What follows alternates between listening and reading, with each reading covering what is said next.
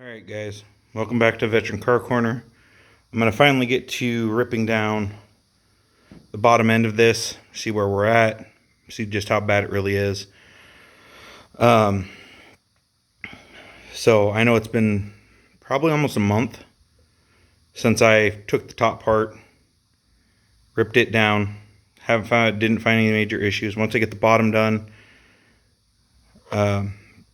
hopefully I can get it taken to C's over the winter so I can start putting it together, but we'll see what my work schedule ends up being. So I'm going to pause this, take the front cover off here, and see what the timing chain or belt, it should be a chain though, looks like, and then we'll get it rolled over and start taking apart the bottom end.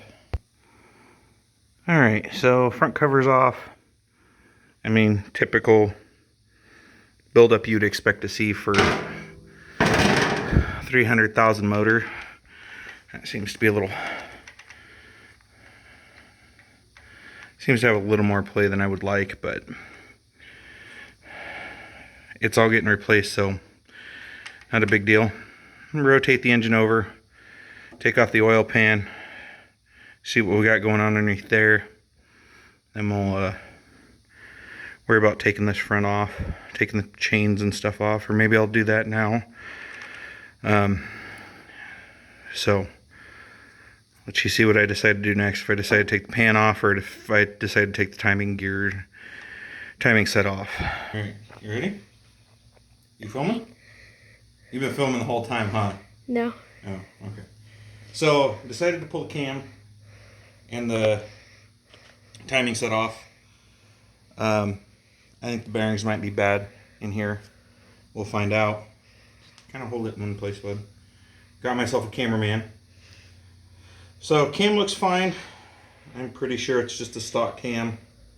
I'll have to look up these numbers later just to be sure. Because if I already have a good cam, this doesn't look bad. And if this is already a more aggressive cam, I might as well reuse it.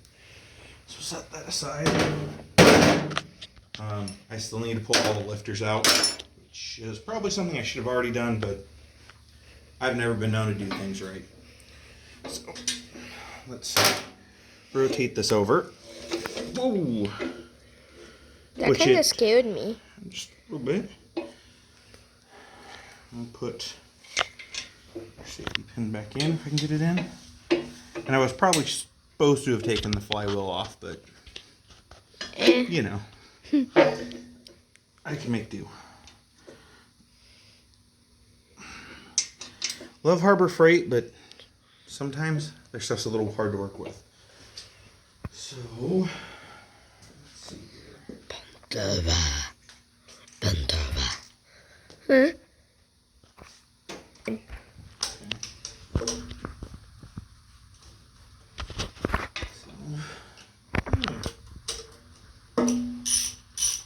Interesting. So, I'm about to see what's underside or inside here. See exactly what we're working with. So far, this motor, like I've said, has been a fairly decent motor. I haven't seen any major issues with it. But we'll see. A lot of this stuff's not going back on. Valve covers probably won't. The oil pan's not going back on. Heads aren't going back on. Cam's not going back in. Well, it might if I find out that it's an aftermarket cam. But I'm pretty sure that it's not. Don't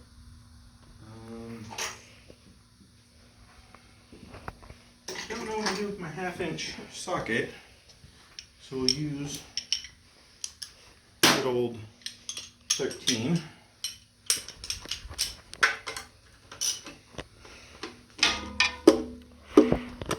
Just take it off,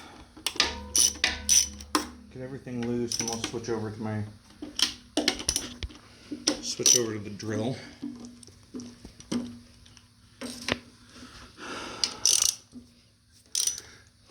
So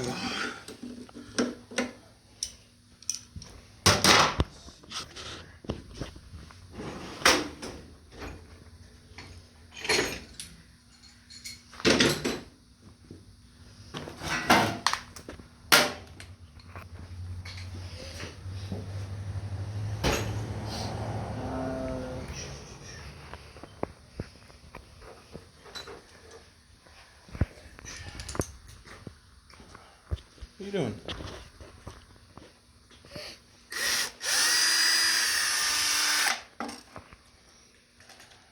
I see what you were drilling, Dad. Yeah. He was drilling like... I'm not drilling, I'm using the... Yeah, taking the... Like right there. Yeah. Studs in the back. Which that's how the whole oil pan's going back on. I figured... Like I think I said in my last video, I am big on overbuilding things. Don't be shaking the camera, you're gonna make people sick. Overbuilding things for way more power than you ever planned putting into it. Mm-hmm. So this should be a similar setup to what the guys on Engine Masters did with their budget 350 build. It's actually essentially the same motor. A non-vortex. That looks super easy. Makes my life quicker. This is a non-vortex small block, 350. So it's your bread and butter for what you would put in a muscle car, a budget built muscle car like what my Camaro is going to be. Yep. As you can see, it actually made it out of the garage for once. For the first time in eternity. I figured out it's been about a month since it's been out of the garage. About. I feel like it hasn't been out of the garage for like a year though. It's only been a month. Alright, I know. step back, please. Good. I'm actually surprised that worked.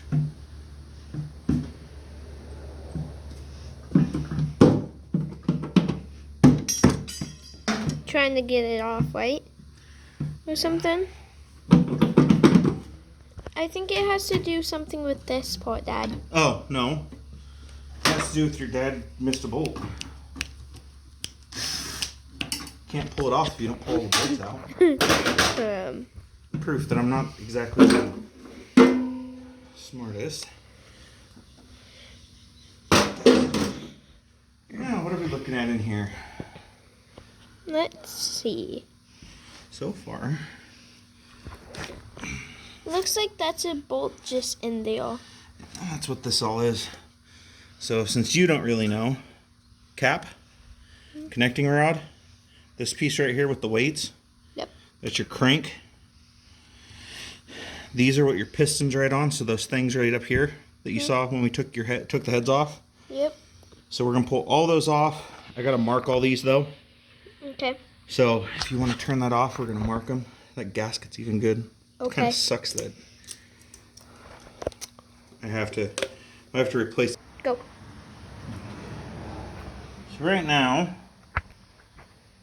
I'm labeling the caps. And if you guys can't see, this is actually, the motor is actually shaking. So that when I put it back together, if I don't replace the caps or don't need to, I can put them back where I pulled them off from. What I'll end up doing is down here on that one I won't, but this one, I'll label these just to make it super, super brain dead. Because Just to make sure you know and stuff. that's just the way I work. Too many years in the Army working with dumb people. You typically do make it all super brain dead. Although next time I buy punches for labeling, definitely buying bigger ones. Because these are tiny. And yes, I know I'm using a microfiber. I don't really care.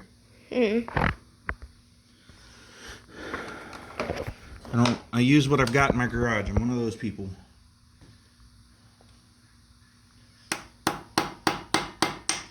But you're also one of those people they're good at what they're doing.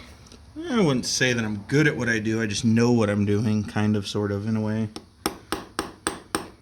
I'm sure any of you watching this are going, yeah, you're going about this all wrong. Whatever. Okay, so. I was just about to pick that up, Dad. Right now, Mhm. I'm just going to rotate the engine so I can see if there's, so I can get these pistons to a point where I can check them to see if there's a lot of end play. Okay. And I know a lot of you are watching this going, well, why is he explaining this? And you know, I'm explaining for my cameraman here, who's my oldest boy. Mhm. And I so think that I'm good at holding cameras. And so that I know what I'm doing and keep track of what I'm doing. So I don't see any abnormal play so far in those ones. Whoa. So That's actually shaking so much. Because it's- I'm mostly looking at the camera, and you can't see a lot of it shaking. so far, I'm not seeing anything I don't like. It's harder to move, but I think that's just because it's down on lubrication from being left to sit and fall. So I think what I'm going to do is do this in 2 parts because I have some more labeling to do. Mhm. And I actually need to go make dinner. Yeah. So we're going to call this part 1 of the bottom end roof tear down. I don't know, I might finish it tonight and just post them both. Part 2 might come soon. Or this is going to sit for another month and then we'll get back to it. And part 2.